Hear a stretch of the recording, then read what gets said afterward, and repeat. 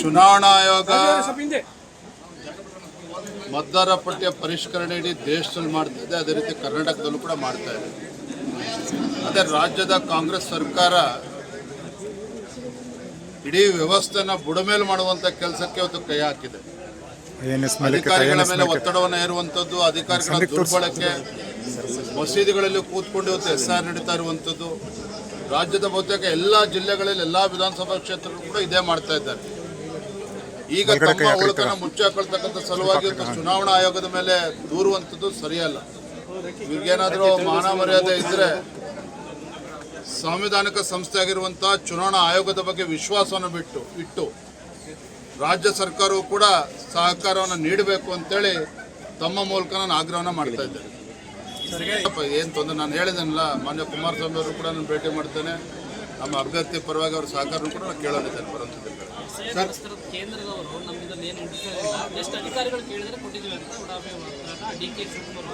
DK Shivakumar ಅವರು ರಾಜ್ಯದ ಮುಖ್ಯಮಂತ್ರಿಗಳು ಜಾಹೀರಾತನ್ನು ಕೊಡ್ತಾ ಇದ್ದಾರೆ ಪ್ರತಿನಿತ್ಯ. ಜಾಹೀರಾತಿನಲ್ಲಿ ಏನಿದೆ ನೋಡಿ ನೀವೇನೆ. ಕೇಂದ್ರ ಸರ್ಕಾರ ತೆಗೆದುಕೊಂಡಿರ್ತಕ್ಕಂಥ ನಿರ್ಣಯ ಅಲ್ಲ, ಚುನಾವಣಾ ಆಯೋಗ ತೆಗೆದುಕೊಂಡಿರ್ತಕ್ಕಂಥ ನಿರ್ಣಯ. ಅದಕ್ಕೂ ಕೂಡ ಕಲ್ಲಾಕುವಂತ ಕೆಲಸಕ್ಕೆ ಕಾಂಗ್ರೆಸ್ ಸರ್ಕಾರ ರಾಜು ಸ್ವಲ್ಪ ತಲೆ ಇದು ಮಾಡ್ರಿ. ಜಿಲ್ಲೆಗಳಲ್ಲಿ ಮಳೆ ಆಗಿಲ್ಲ, ರೈತರ ಸಾಲ ಮನ್ನಾ ಹಾಗೂ ಬೆಳೆ ವಿಮೆ ಕಂತನ್ನ ಸರ್ಕಾರವೇ ಭರಿಸಬೇಕು ಅಂತ ನಿಮ್ಮ ಒತ್ತಾಯ ಮಾಡ್ತಾರೆ. ರೈತರ ಸಂಕಷ್ಟಕ್ಕೆ ಸ್ಪಂದನೆ ಮಾಡಬೇಕಾಗಿರುವಂತಹ ಮಹತ್ತರ ಜವಾಬ್ದಾರಿ ಇವತ್ತು ರಾಜ್ಯ ಸರ್ಕಾರಕ್ಕಿದೆ. ಕಳೆದ 3 ವರ್ಷದಲ್ಲಿ ನಾವು ನೋಡ್ತಾ ಇದ್ದೇವೆ, ನೆರೆ ಬಂದಂಥ ಸಂದರ್ಭದಲ್ಲೂ ಕೂಡ ಕಾಂಗ್ರೆಸ್ ಸರ್ಕಾರ ರೈತರ ಸಮಸ್ಯೆಗಳಿಗೆ ಪರಿಹಾರ ಕೊಡೋದಕ್ಕೆ ಸಾಧ್ಯ ಆಗಲಿಲ್ಲ. ಬರ ಬಂದಾಗಲೂ ಕೂಡ ಕಾಂಗ್ರೆಸ್ನವರು ಸರ್ಕಾರ ಯಾವತ್ತೂ ಕೂಡ ಪರಿಹಾರವನ್ನು ಕೊಡಲಿಲ್ಲ. ಕೇಂದ್ರ ಸರ್ಕಾರವನ್ನು ದೂರುವಂಥದ್ದು ಬಿಟ್ಟರೆ ಇನ್ನೇನೂ ಕೂಡ ಅವ್ರು ಮಾಡೋದಕ್ಕೆ ಸಾಧ್ಯ ಆಗ್ತಾಯಿಲ್ಲ.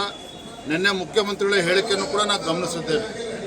ಕೇವಲ ಮೊಸಳ ಕಣ್ಣೀರನ್ನು ಹಾಕ್ತಾ ಇದ್ದಾರೋ, ಪ್ರಾಮಾಣಿಕವಾಗಿ ರೈತರ ಸಂಕಷ್ಟಕ್ಕೆ ಸ್ಪಂದನೆ ಮಾಡ್ತಾರೋ ಬರೋದ್ರಿಂದ ನಾವು ಕೂಡ ನೋಡ್ತೇವೆ. ಸದನದಲ್ಲೂ ಕೂಡ ಇದ್ರ ಬಗ್ಗೆ ಚರ್ಚೆ ಮಾಡ್ತೇವೆ.